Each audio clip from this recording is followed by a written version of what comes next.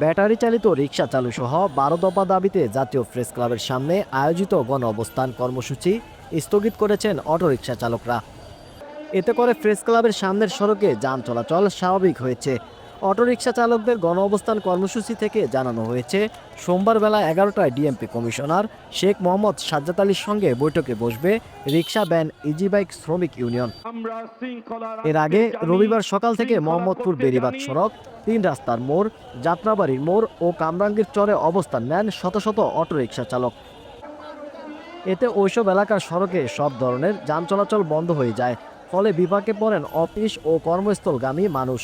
গত ১৯শে নভেম্বর ঢাকা মহানগর এলাকার সব সড়কে ব্যাটারি চালিত অটোরিকশার চলাচল ৩ দিনের মধ্যে বন্ধ বা বিধিনিষেধ আরোপ করতে নির্দেশ দেন হাইকোর্ট। স্বরাষ্ট্র সচিব, পুলিশ মহাপরিদর্শক, ঢাকার জেলা প্রশাসক, ২ সিটি কর্পোরেশনের প্রশাসক, ঢাকা মহানগর পুলিশ কমিশনার সহ বিবাদীদের প্রতি এই নির্দেশ দেওয়া হয়।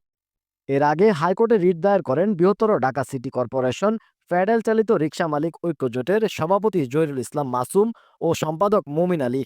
রিটে ঢাকা মহানগর এলাকায় ব্যাটারি চালিত রিকশা চলাচল বন্ধের নির্দেশনা চাওয়া হয়। এই সংক্রান্ত রিটের পরিপ্রেক্ষিতে উচ্চ আদালতের দেওয়া ওই আদেশের পরই বিক্ষোভ নামেন অটোরিকশা চালকরা।